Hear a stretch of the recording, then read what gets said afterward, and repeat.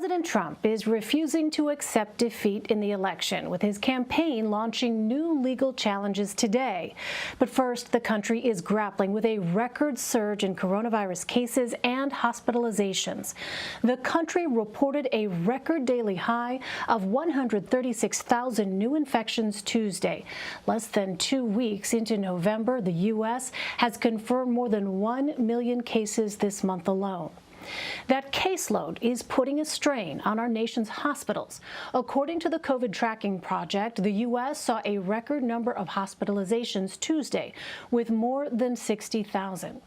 In North Dakota, the state with the fastest growing spread, local media reports hospitals are at 100% capacity. The state's governor is allowing nurses who are COVID positive but asymptomatic to continue working. President election was projected for Joe Biden this weekend. He commemorated Veterans Day and visited Arlington National Cemetery to lay a wreath at the tomb of the unknown soldier. Mr. Trump has yet to accept the election results. Our Paula Reed reports his legal team has not given up its Supreme Court challenge over ballots in Pennsylvania. But in court this week, they were unable to explain how the litigation will help them. On Twitter, a Democratic lawyer flagged one exchange where Trump campaign lawyers were asked if they were alleging fraud in connection with 592 disputed Pennsylvania ballots. The lawyer's response was, quote, "To my knowledge, at present, no." President-elect Biden leads by more than 50,000 votes in Pennsylvania. Election officials say only 10,000 ballots arrived within a 3-day court-mandated window after Election Day. Mr. Biden's popular vote lead has extended to more than 5.1 million. His 50.8% share of the electorate is now higher than any presidential challenger since Franklin Delano Roosevelt in 1932. Meanwhile, CBS News called the state of Alaska for President Trump today, earning him 3 more electoral votes. In addition, Alaska gave Republicans their 50th Senate seat. That means Democrats will need to win both of January's Georgia runoffs to clinch control of the chamber. Ed O'Keefe and Zeke Miller join me now. Ed is a CBS News political correspondent with the president-elect in Delaware, and Zeke is a CBSN political contributor and White House reporter for the Associated Press. Welcome. It's great to see you both. Zeke, let me turn to you. There's a lot of territory to cover with respect to what Republicans have and have not said surrounding the president's refusal to accept the election results. We heard both Secretary of State Mike Pompeo and Senate Majority Leader Mitch McConnell focus on the fact that the Electoral College does not actually vote until December 14th as a reason to wait on acknowledging President-elect Biden's win. So help us understand how this works here, because for a lot of folks, a lot of Americans, the Electoral College is a bit of a mystery and a confusing sort of set of circumstances. But is there any way for Republicans to change the electors and impact the outcome here? And the short answer is yes, they can. The question is, are they willing to really push it that far, and will they be successful? It would require a concerted effort across a number of those key battleground states that we've all been talking about for the last couple of months, particularly Pennsylvania, Michigan, and Wisconsin, some combination therein. It would require getting on board the state legislators from those states. There are Republican majorities in some of those states, which would give Republicans a bit of a leg up.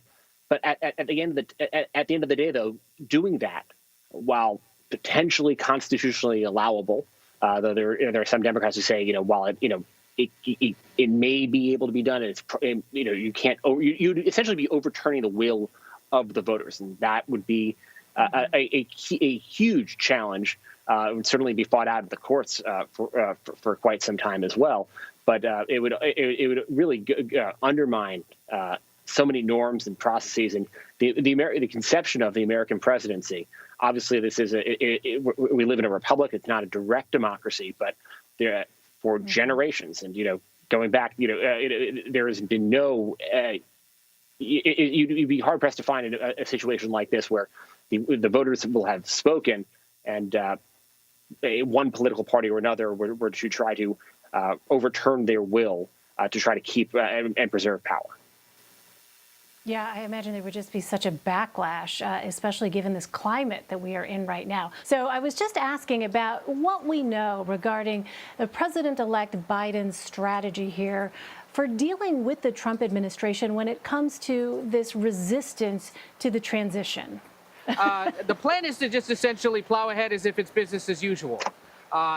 He ruled out the possibility of legal action yesterday after some of his aides floated the idea of that, believing that ultimately things will work out. You got to remember a few things. First of all, he's somebody who has served in the White House, is familiar with how one works, has been involved in not only the 2008 to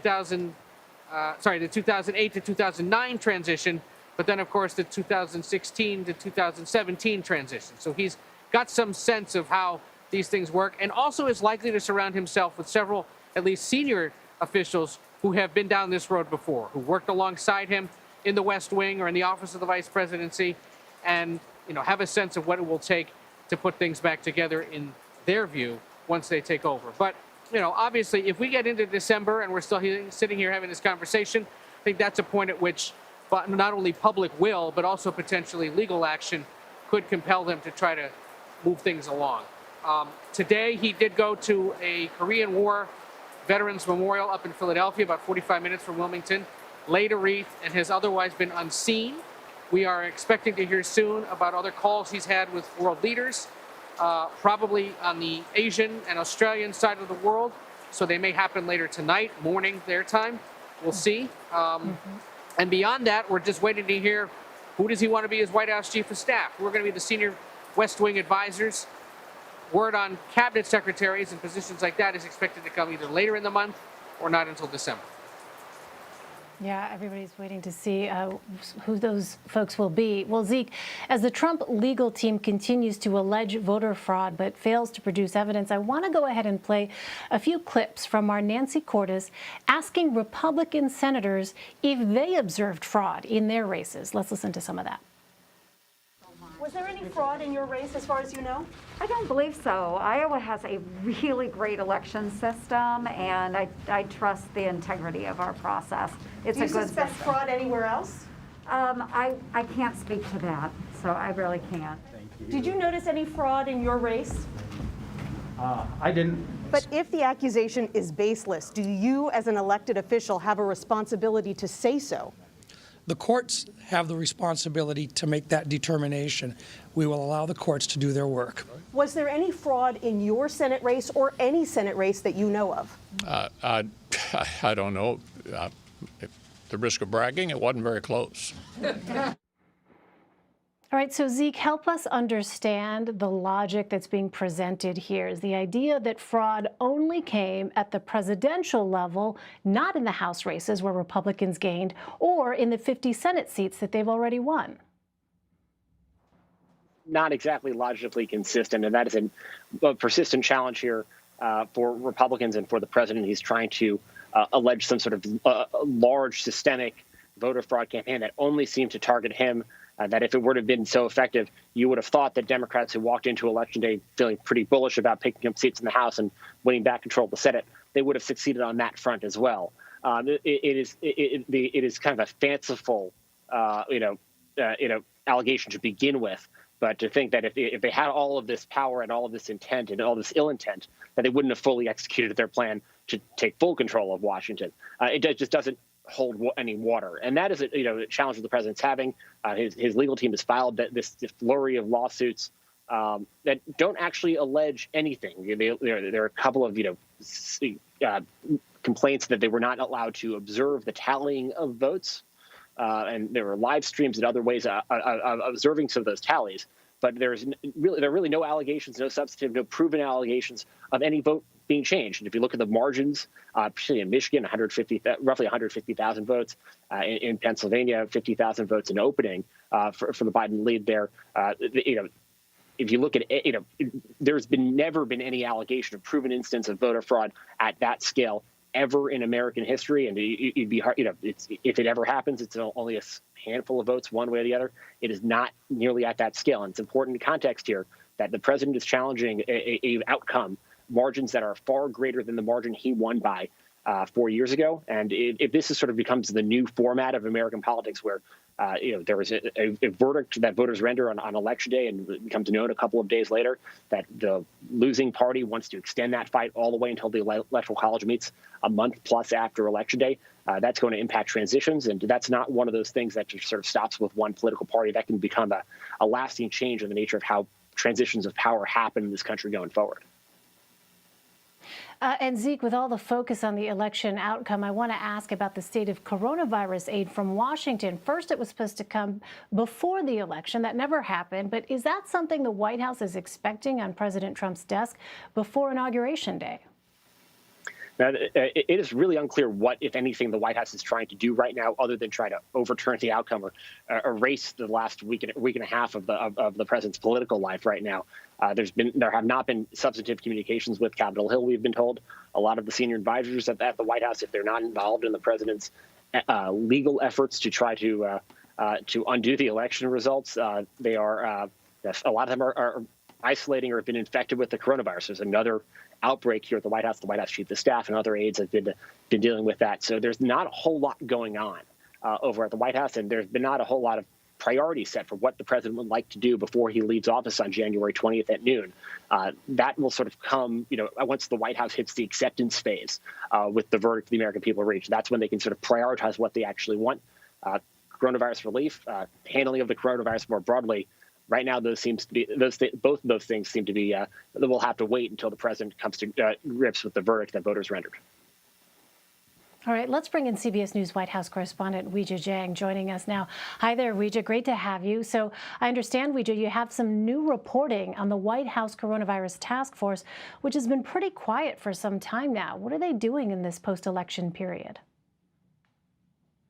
Well, Zeke is exactly right. Whether it's the task force, whether it's other issues that have been on the president's agenda, everything seems to have been on hold. And we've been reporting for weeks now that they haven't been doing anything substantive. And we know that they had a meeting on Monday with Vice President Mike Pence, but senior members of the task force tell us that essentially this is all for show at this point, and they're not really doing anything that translates into action, especially with regard to public messaging, which is still such a problem. And, it's a big reason why the country has not been able to curb the virus, because the messages have been mixed.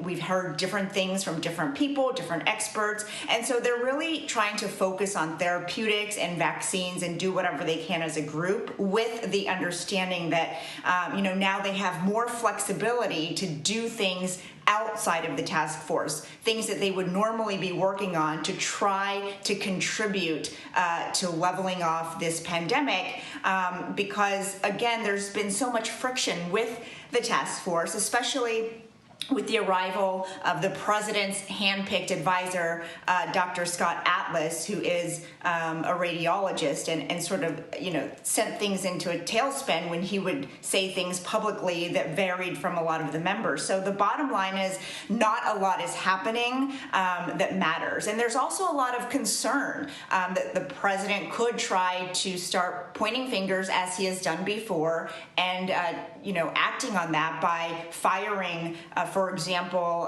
HHS Secretary Alex Azar or FDA Commissioner Stephen Hahn, because he is displeased, as we know, with the timeline of the announcement of that PFİZER vaccine. And so we're watching that as well. Obviously, the task force is made up of career civil servants and, political appointees. And so there's always been that friction. But really, it is unfortunately the public that is suffering here, because they're unable to really do anything because of all the lingering issues that seem to be worsening now. Even though the election is over, there's not much leadership, especially since the president and the vice president have been so focused on the election and continue to be focused on the president's legal challenges. Well, Ed, I know you've been telling us about how the president-elect is looking ahead. Is he expecting to come into office feeling as though he needs to craft a stimulus plan, given what we know is the tremendous economic harm, in addition to the obvious public health toll that the coronavirus pandemic has taken? If there isn't one passed before he leaves, then certainly, yes, it's going to be one of the most important things he has to do once he gets into office. There's some thought that he will consult with Democratic congressional leaders over the next few weeks in the event that talks do pick up again between Democrats and Republicans and the White House about some kind of measure. But it's likely to be more modest than what Biden would want. Of course, again, and we're going to say this a lot for the next few weeks, it'll all depend on what happens in Georgia. I don't think people yet have completely comprehended how important those two special elections are down there, because they will determine which party controls the Senate. If Democrats can win both of them, then they've got the majority. If they don't, Republicans have even more seats in their pocket and can withhold votes from a Biden administration and a Democratic-led House. So the dynamics of those races, plus the ongoing transition and the president doing his legal thing while Biden is preparing to take over, create a whole new set of ingredients for an already toxic brew in Washington. So yeah, if nothing has been done by the time Biden takes office, you would think absolutely this will be a top of mind concern. But if we've learned anything in the last few days as we talk to people who oversee presidential transitions, you may think today that something's going to be a big deal, but there could be some unforeseen disaster or development that comes in the next several weeks that is suddenly a far more urgent top of mind concern. And one can't imagine what that could possibly be, given what we're already facing. Yes. All right. Ed O'Keefe, Weijia Jiang, and Zeke Miller, great to see you all. Thank you very much.